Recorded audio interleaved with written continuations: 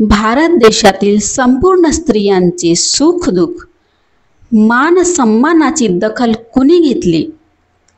आपल्याला वाटतं देवी देवतांची पूजा केल्याने आपले दुःख दूर होतील, पण भारत असा देश आहे की घराघरात महिलांचा दर्जा दुय्यम आहे.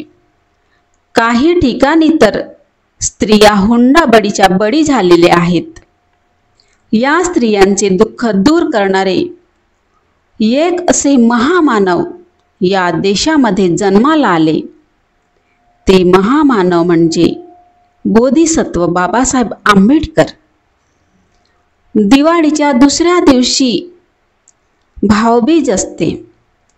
भाऊबीजीला बहीण भावाला ओवाळते, तेव्हा भाऊ बहिणीला काही वस्तू भेट देते. पण बिना ओवाळल्यानेच बाबासाहेबांनी या देशातील सर्वच महिलांना ओवाळणी दिली आहे. सर्वच बहिणींना ओवाळणी दिली आहे. कायदा मंत्री असताना बाबासाहेबांनी हिंदू कोड बिल तयार केला होता, पण त्यावेळेसच्या काँग्रेस सरकारने तो बिल लागू करण्यास मनाई केली होती. तेव्हा बाबासाहेबांनी मंत्रिपदाचा राजीनामा दिला होता. त्या बहिणींसाठी बाबासाहेबांनी मंत्रिपदाचा त्याग केला होता, पण त्याच बहिणी बाबासाहेबांना विसरत आहेत.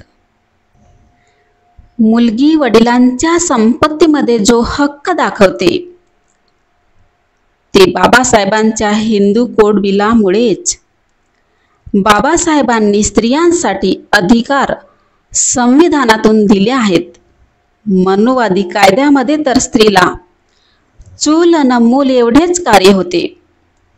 महिलांना शिक्षणाचा अधिकार नव्हता, पण बाबासाहेबांच्या कायद्याने मुलगी शाळा शिकू लागली, प्रधानमंत्री राष्ट्रपती बनू शकली, आकाशात विमान उडवू शकली.